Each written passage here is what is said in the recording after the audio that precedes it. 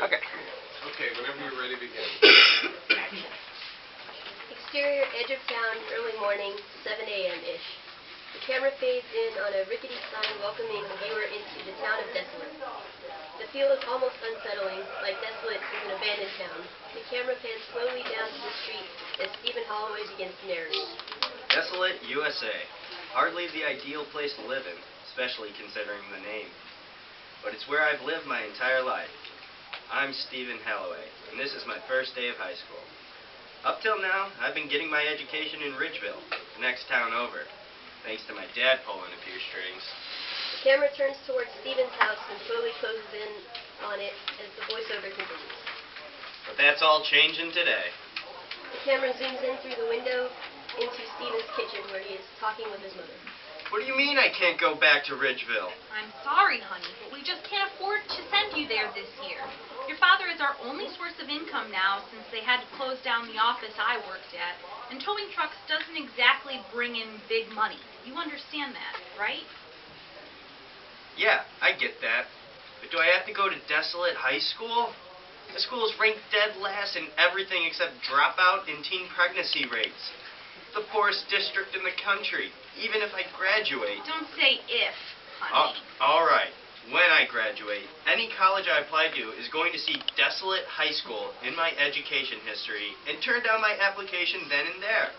This town is a dump, Mom. So is everything in it. There isn't another high school you could send me to. Doesn't have to be top-notch, just not Desolate. Anything but Desolate High School. I'm sorry, Steven. Desolate is all we can afford right now. But I promise you, we'll try and send you to a better school next year. Now, go on and get ready. The bus will be here any minute.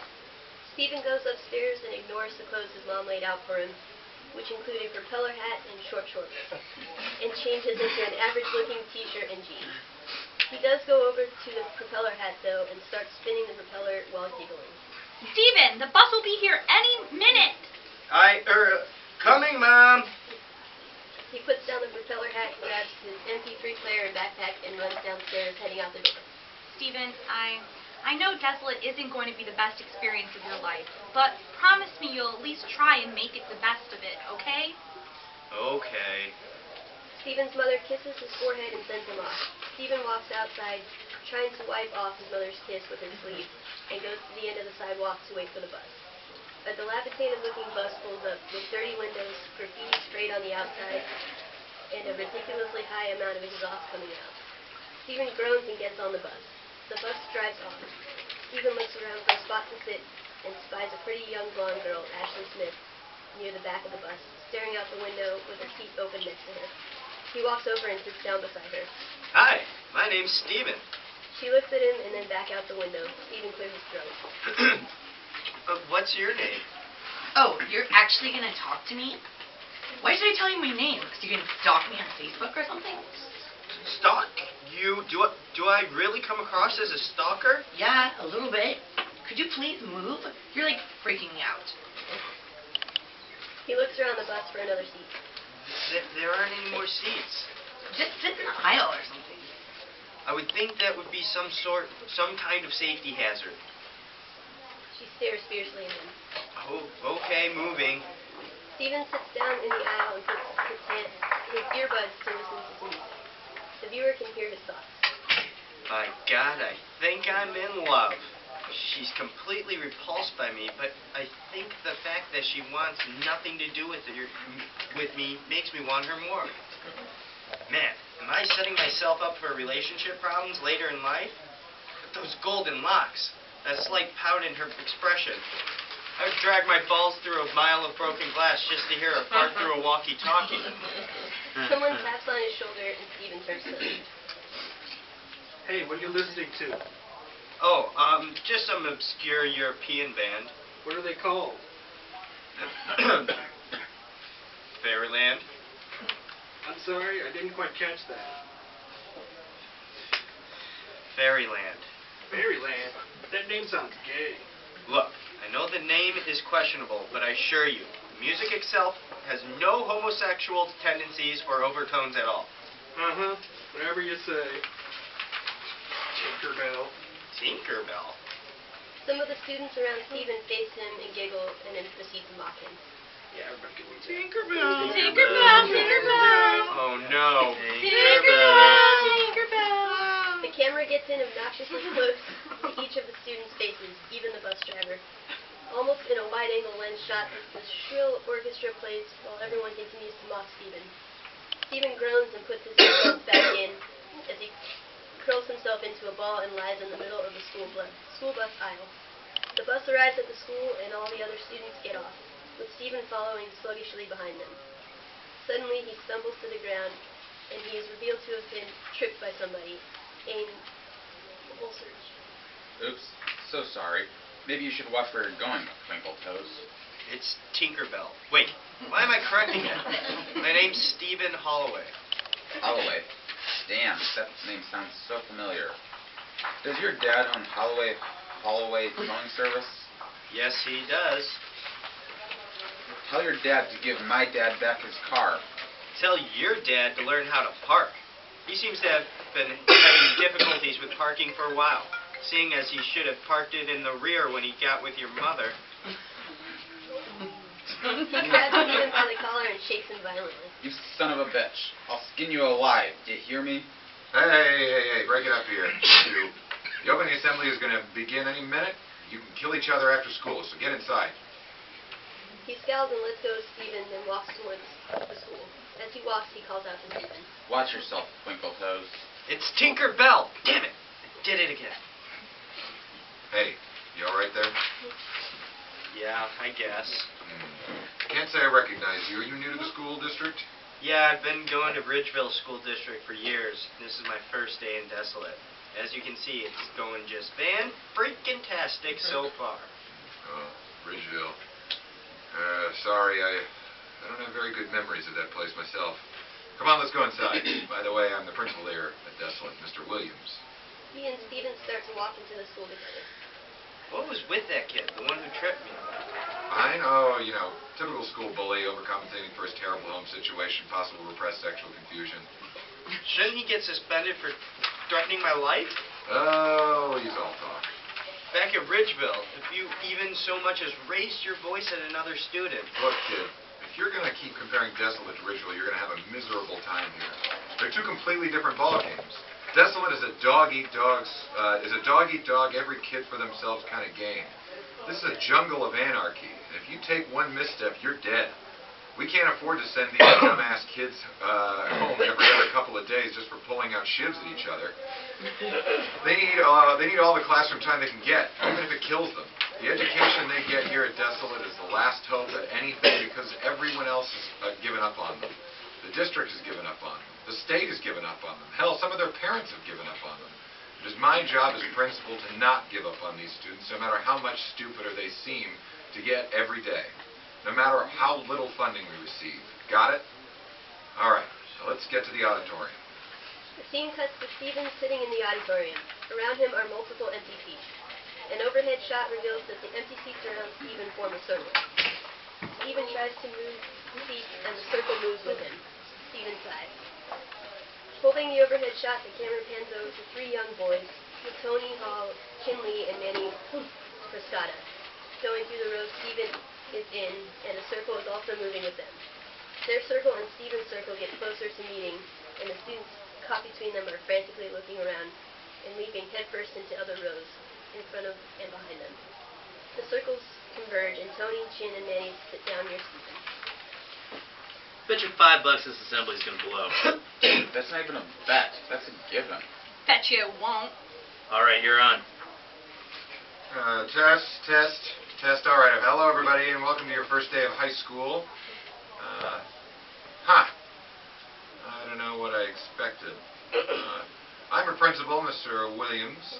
Some of you may remember me from Desolate Middle School. I have indeed followed you here. I probably could have worked that out better.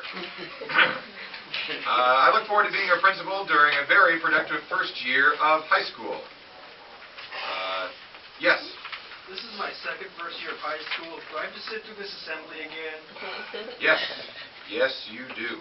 Oh, man. Let's just move things along, shall we? First, a guest speaker. Hey! It's hard enough tracking anyone willing to set foot in this school.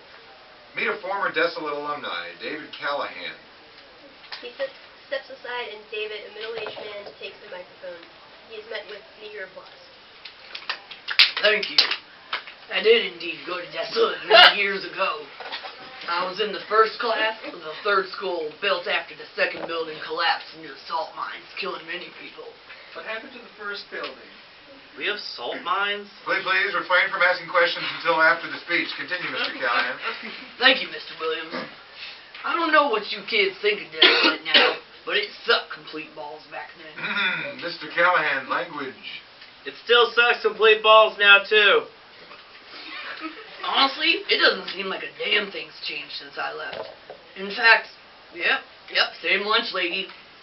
Tell me, Dolores, do you actually kill the animals now before you serve them? Okay, I think we're gonna have to cut this. And the same friggin' security guard, too. Shouldn't his firearms license have expired during the Eisenhower administration? Oh, security is getting called on me? Whoa, I'm terrified. I'm trembling in my boots. Bring it, you retired mall cop. Oh, mall cop's got some new toys. Just take... Oh, not me. I'm sorry. Oh, sorry, just take him out already. The security guard aims the taser and zaps Principal Williams, who falls to his knees screaming. Ah! Damn it. Tony gives Chin $5. Sweet. I don't know. I'd still say this assembly blows. Hey, it's Tinkerbell. Yeah, that's me. Get him out of here. Get him out of here. I could take myself out, thank you very much. Get out of here while you still can. A high school diploma from here doesn't amount to jack squat in the long run. I was a valedictorian in my class, and I dumped nuggets in a deep fryer for minimum wage, just as I have been for 30 years. The camera cuts to Steven's face. His worst fears seem to be not too far off from possibility. Get out. Any questions? About those salt mines. Oh, it looks like we have no time for questions. The only thing we can squeeze into this assembly is the introduction of our new school mascot, as voted by last year's student body. Ladies and gentlemen, I introduce you to the Desolate Chum Bucket. A guy in a felt chum bucket costume parades on stage and proudly puts his hands on his hips as the students stare on appalled. And to save money on felt materials, the top is indeed made of real chum, courtesy of lunch lady Dolores. What? Oh my God! Ugh! He runs off stage. Awkward silence beckons the auditorium. Oh, A God. retching sound is heard. Sorry. Oh, God, I hope he took the costume off first. We can't afford to make another one. Just get out of here. I'll see you all at the closing assembly later today. All the students eagerly get up and leave. I'm with Tinkerbell here. That assembly booth chunks. Your name isn't really Tinkerbell, is it? No, I'm Steven Halloway. I just earned that nickname on the bus. It's my first day in the Desolate School District. Oh, you poor bastard. I mean, my parents said they're going to try and send me to a better school next year. I wouldn't get my hopes up. Once you're in Desolate, you're stuck here forever. This place is like a black hole. Once you get in, you can never get out. Stephen gulps and the bell rings, signaling the end of Act 1.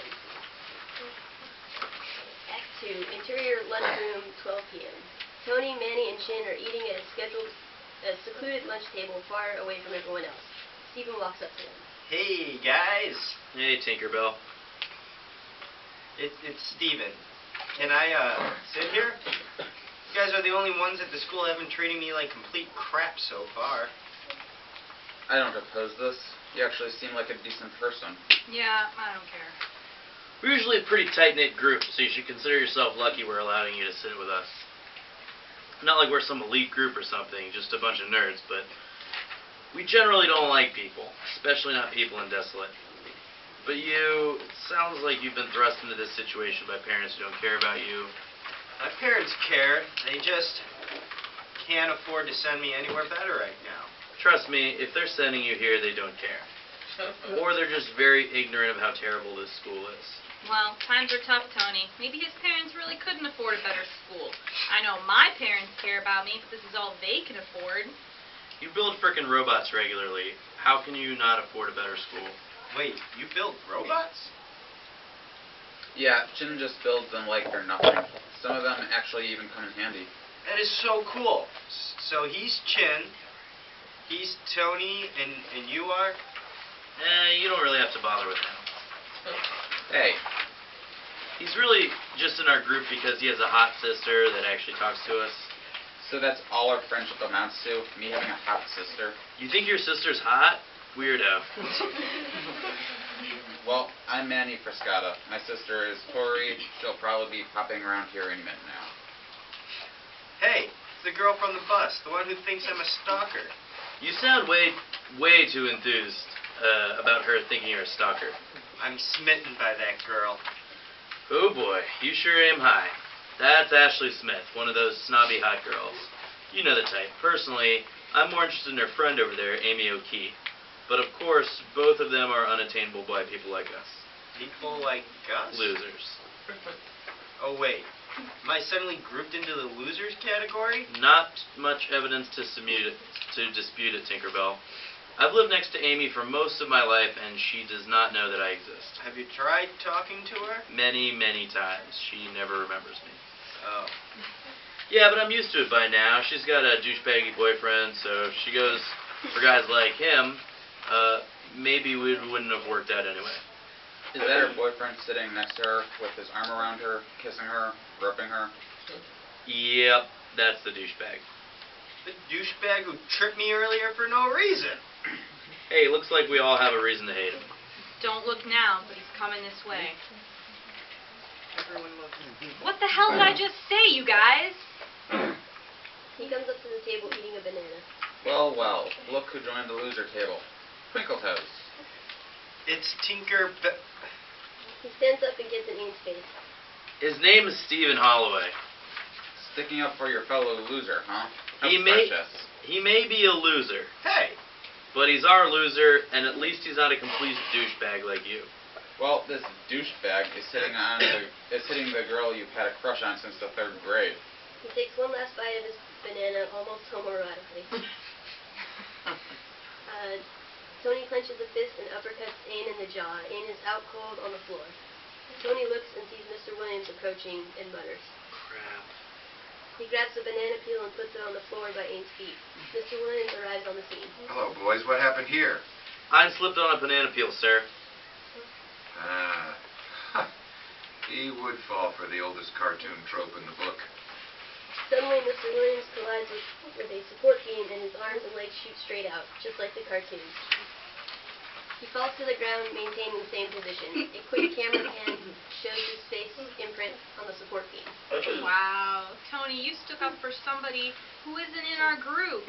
Hell, you've never stuck up for either of us. Ever. By God, you're right. This can only mean one thing. You're a sociopathic jackass. No, we need to officially make Steven a part of the group. Manny rolls his eyes and Tori comes up to the lunch table. Hey guys, what's up? Hey, Tori, meet the newest member of our group, Steven. Wow, you guys haven't added anyone to the group in forever. Did he undergo the initiation challenge? The what? I remember Chin was the last one in the group, and he had to go through some sort of challenge to be accepted. Oh yeah, you guys had me shove 100 pencils up my ass. Little did you guys know that it wasn't much of a challenge for me. You honestly scare me, Chin. Well, we should probably change up the challenge for Steven. Yeah, we need something more extreme. More extreme than shoving 100 pencils up my ass? Well, I was thinking about it. 200 pencils up his ass. I was going to say deep-pantsing the principal at the closing assembly. Oh yeah, deep-pantsing the principal. That would work too. Say what? I don't want to get suspended on my first day of school. Well, then be careful about it. Make sure he doesn't know it's you. How the hell am I going to do that? Well, you better figure out something. You can do it, Steven. Why are you encouraging this? Another girl walks up to the table and stands close to Tori, Samantha Redford. Tori, are you coming back to the table? Who the hell are you? Guys, this is Samantha Redford, my new friend. She is awesome. Oh, pshaw. All I do is browse Tumblr all day. I'm not that awesome. Oh my god! Did you guys see the trailer for that new Supernatural 24 crossover? She pulls out her phone and pulls up the trailer, despite the fact that nobody had time to even react to her questions, as they're still in shock from her sudden outburst. Everyone scrunches close together to get a good view of it. The viewers can't see the trailer, but you can hear the voices of Jack, Winchester, or at least a really good impersonator. Where's the bomb? Dean! Where's the bomb? Dean! Riveting stuff. Samantha puts her phone away. You know how they're like both cursed to have everybody they get close to die on them? In this crossover, they're hunting down the entity that cursed them. I totally ship Jam. I'm sorry. What? Oh, I'm sorry, it's a Tumblr thing. When we ship two people, we think of them as a couple, and usually think of a clever portmanteau for them. Jam is Jack and Sam, obviously. They're my OTP. OTP? Gosh, sorry, more Tumblr talk. One true pairing. Jack and Sam have just both been through so much. I think they're perfect for each other. Everyone looks at her quizzically. Uh-huh. Well, Samantha, let's go back and finish our lunch. They both walk off. Wow, and I thought we were losers? We still are. But wow, we look so much cooler in comparison to her. I don't know. I think she seemed nice. They stare at him. Bit peculiar, but nice. He clears his throat and drinks his milk as the bell rings to indicate the scene change. Interior gymnasium, near the end of the school day, about 1:30. Stephen is sitting in the bleachers, again surrounded by a circle of emptiness, as he was in the auditorium. Tony, Manny, and Shan approach him. So you're going through with the challenge? If I can think of a way to do it undetected, that part's still stumping me. He sees the mascot walking into the locker room with the head off. Maybe I could. Excuse me, gentlemen. Tony, Manny, and Shin look at each other, wondering what Stephen is going to do. Stephen walks off the bleachers and sneaks into the locker room with the guy in the mascot costume, Gaylord Swallows, in the shower singing.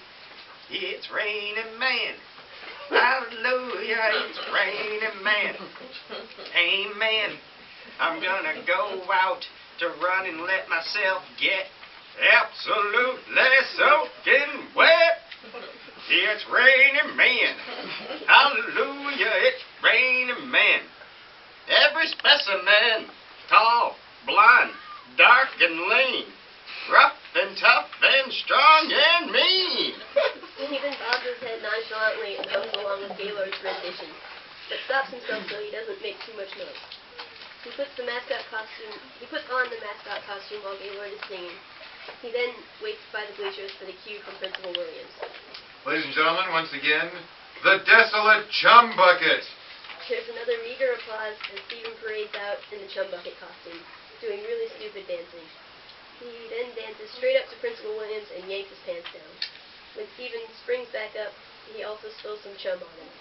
Stephen then runs off, and a close-up shot reveals that Principal Williams is wearing pink underwear with little fairies on them. The gymnasium starts laughing uproariously, howling and whooping and falling over from laughter the whole shebang. Oh my God. I can explain. I ran out of clean underwear last night, so I had to borrow a pair from my daughter. Please stop laughing. Tinkerbell! Tinkerbell! Tinkerbell! Students mock Principal Williams like they did Stephen on the bus. Wide-angle lens shot and shrill orchestra and all. And for whatever reason, the same bus driver is also in the audience taking in the antics. No, they're losing what little respect for me they already had. Tinkerbell! He runs out in a towel. Gaylord, you fat tub of shit. Your ass is so suspended. How dare you de-pants me in front of the entire student body? But Principal Williams, that's what I came to talk to you about. Someone took the costume while I was in the shower. Right. You don't smell like chum. In fact, is that Peaches? You noticed.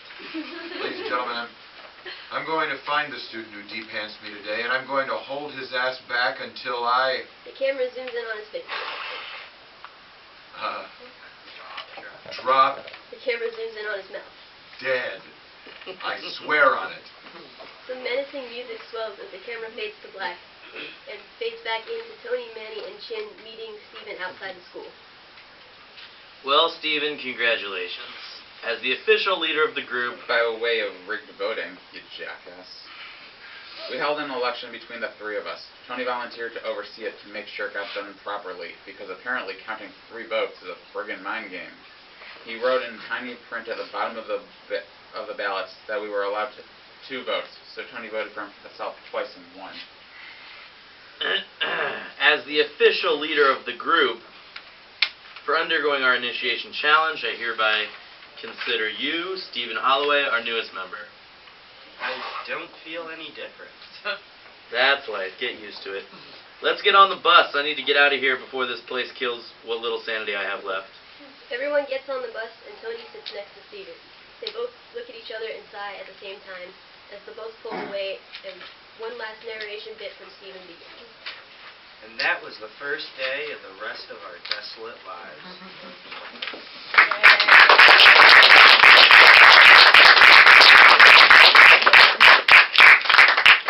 One more time for Kevin.